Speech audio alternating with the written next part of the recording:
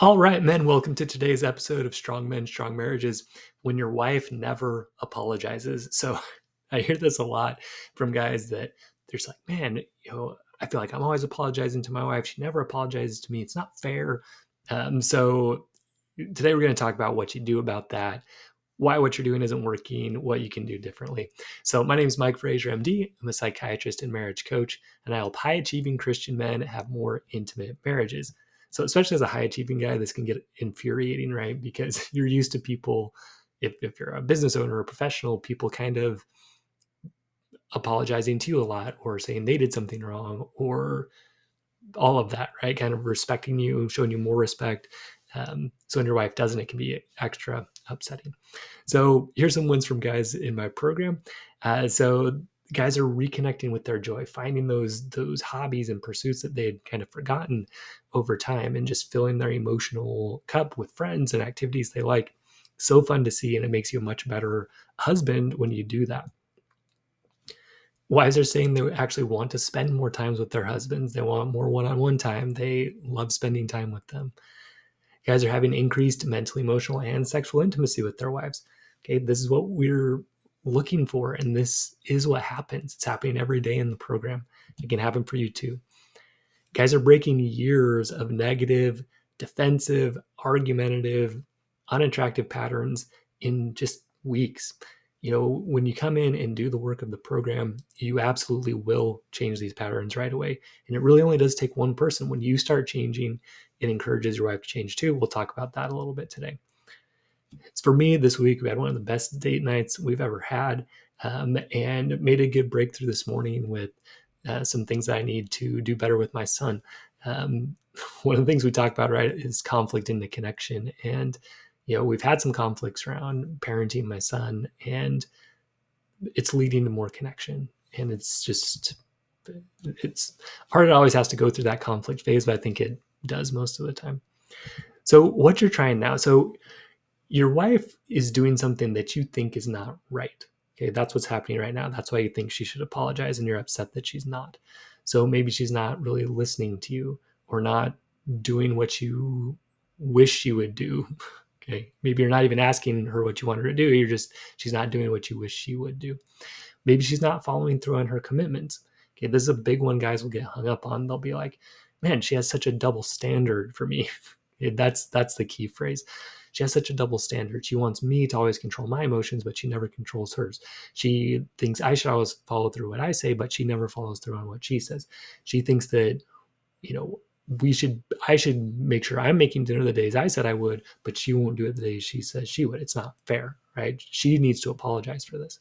So you start getting frustrated, you start getting angry.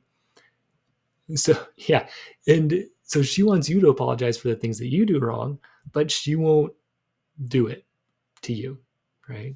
And maybe you're like, man, I'm apologizing all the time, but she won't. Okay? She won't even admit she's doing anything wrong. She wants to put everything on me. It's not fair. Okay? So you're like, okay, fine, I'll apologize. But you're kind of waiting for her to apologize back, and then it never happens. Okay? So this is a dynamic I see a lot. So a lot of times what guys will try is in the heat of the moment, or in the heat of arguments, they'll bring this up, if you ever bring it up at all, which a lot of times guys won't. But let's say you're having an argument about money. She's like, you spent all this money on this, and then that feeling of injustice fires up in you, and you're like, what are you talking about? Look at all this money you just spent. You're blaming me. Like, look at all this that you do. Or parenting. She's like, well, you shouldn't be so hard on the kids. Then you're like, well, you shouldn't be so easy on the kids. Look at you, let them get away with everything. Okay. So what happens with this is, when you get upset, it justifies her position more. It makes her say, see, there you are again, being too hard. See, there you are again, you won't take responsibility for your spending. And so it just gives her more justification to, do whatever she's doing, and not want to apologize to you, because you're just getting mad and defensive when you bring it up to her. Okay, she doesn't feel like she needs to apologize, and kind of she doesn't, because if you're being a jerk about it, why should she apologize? What's the point? It can also be frightening to her. If you're only bringing it up in these angry moments, she just might be concerned. Okay. She's kind of afraid to talk to you at all. And so that could be why she's not apologizing. Also, it's just unattractive, right? It shows emotional immaturity when you're coming at her in this way. Okay. So, what do you do instead? So, what you need to do instead is really genuinely own your side of the issue versus owning it with the intention of her owning her side. Okay. So, in the program, we talk a lot about intention. So, you can apologize with a couple intentions. One can be, hey, look, yeah, you know what? You're right. I have been spending money inappropriately. That's not right. It hurts our family. I'm sorry. I don't want to do that. That's one way. The other way to apologize is, oh yeah, honey, I'm sorry for spending so much money. And you're kind of waiting for her to respond, oh yeah, sorry, me too. There's a difference, and she can sense that difference. This is what we talk about a lot is right actions are important, but the feelings and intentions are what matter a lot more. And she can sense that. She can pick it up, and people can. They pick up the energy behind things more than just what we're doing. So if you're like, oh yeah, sorry, honey, and you're just kind of waiting, or like this also comes across in things like, oh, I love you, but you're waiting for I love you back. That's different than saying, hey, I love you, you're amazing, which is more likely for her to say it back. So same thing with apologizing. If you come at her and you're like, hey, look, here's what I did, that was wrong. Here's how it affected you in a negative way. That's not right. That's not who I want to be, and I'm sorry. Okay. She's going to be like, whoa, okay, you know what? That makes me think, maybe the way I did it wasn't great either. And I'm sorry about that. Because again, when you approach it this way, it invites her to also apologize in that right way. You're not trying to pull it out of her, what I call that mosquito cycle. You're not trying to get something back from her. You're just saying, hey, I'm owning my side. It invites her to do the same. That's what happens with guys a lot in the program. They come in, maybe their wife doesn't want to do counseling or coaching or anything at first. But when they start making these changes, their wife's like, man, maybe I should start doing some of this too. And they'll reach out to me sometimes and be like, hey, what can I do to do more in my marriage? Because I see my husband working so hard. That's a beautiful thing. The other thing you need to do is manage your emotions in the moment without getting defensive. So if she's coming to you and she's upset about you spending money on something, for example, instead of you getting defensive and saying, well, yeah, I spent money on this, but you spent money on that, you just want to say, okay, yeah, I did spend money. Was that hurtful or not? Maybe it was kind of hurtful. Maybe that wasn't the best thing to do. Or if you feel good about what you spent money on, you might just say, hey, I can see how your perspective, how that might be, but here's why I did that. I actually stand by that decision. I think it was the best decision. And you might not agree with that, and you can't control that. But if you feel good about your intentions, then that's fine. Okay. But you don't need to get defensive. You don't need to fire back at her what she's doing wrong, because that will never work. But it takes mental and emotional strength and management to be able to do that and do it well.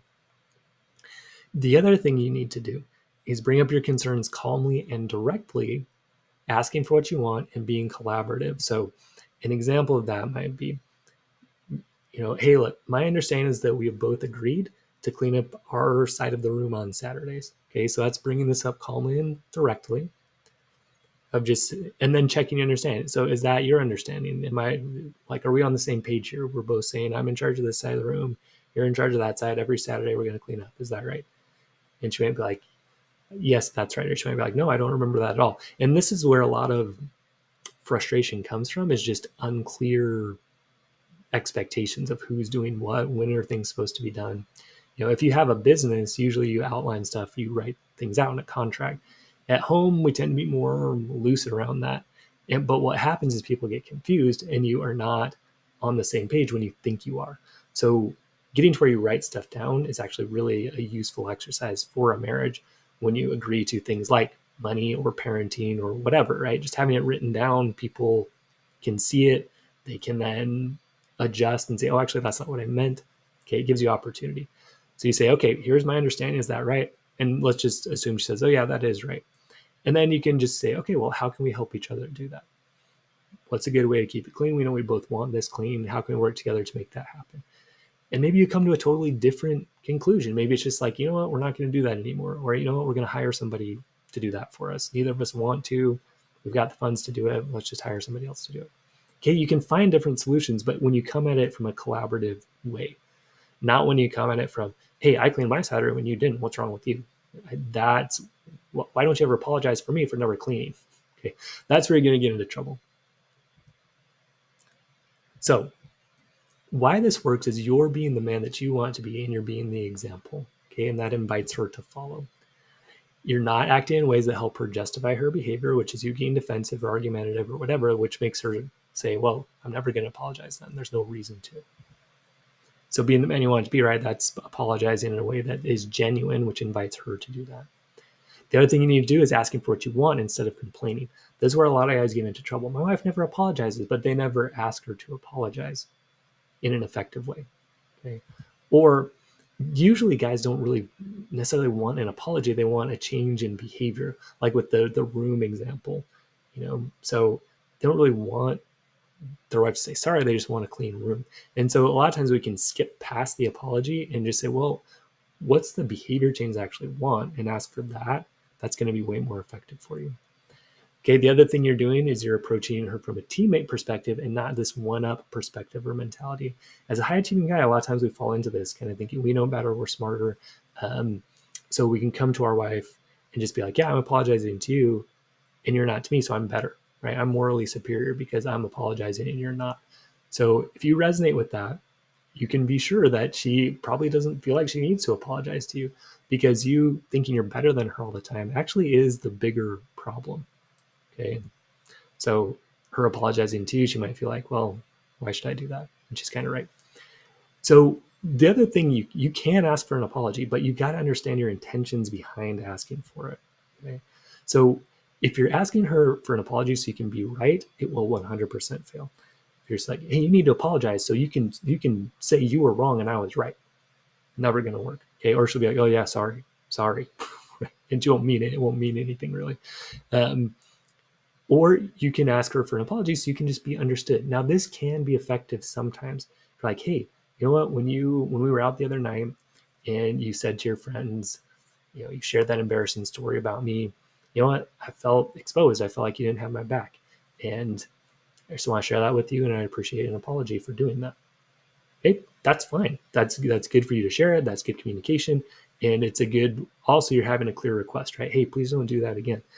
So that can be an effective way to ask for an apology. You just want to share how something impacted you and asking for an apology for that so that you can just recognize, and so she knows, okay, that was hurtful, and wow, I didn't realize that affected you that way. I'm sorry. That's probably what'll happen, versus you coming, how could you do that? That was so whatever. If you show the hurt behind it, you're much more likely to get a heartfelt apology from your wife. The other thing is just figuring out, okay, do I really want an apology, or do I just want her to do something different here? And so just asking directly for that is usually the most likely thing to be successful. Okay, sharing your hurt too is very effective. But again, sometimes you're not even wanting to share the hurt, you're just wanting her to do something different. So just ask directly for that and give her a reason why. So to do this, you do need some strengths and skills. You need spiritual strength to be able to recognize your own value and importance. Okay. Now, you also need some humility, because if you're saying my wife never apologized, you're probably in that one-up mentality. Well, I apologize and she won't, so I'm better than her. Okay. So you need to be able to be humble enough to recognize, oh, thinking I'm better than her probably isn't that attractive, probably isn't that great. Maybe that's something I actually need to apologize for. Okay. So, but you also need the enough self-value to say, hey, like I can share when something should hurt me, or I can ask for her to do something different. Okay, so it's that balance of respecting yourself and respecting her. You need mental and emotional strength to manage your emotions in the moment, so you don't get defensive and start yelling back at, well, yeah, I did, like you did this, and she's like, you did this, well, you did that, and turning into that. You need better emotional management than that. You need communication skills to understand her and express yourself. Communication skills to get to win-win agreements, turn conflict into connection, which you can totally do. Okay. When you're wanting her to apologize, that's a great opportunity to turn a conflict into connection, but you need skills to do that. And then look, after you have those conflicts, they can turn into more connection, but you also want to bring fun, flirting, passion into the relationship. You want to have the skills to do that. So you can learn all of these skills in my program, Strong Men, Strong Marriages. So click the link in the show notes below. Apply to join at strongmenstrongmarriages.com, or again, click the link in the show notes below, and we will see you there. Fill out an application. We'll get back to you on your best next steps. and how you can join our program. So stay strong, men, and we will see you next episode.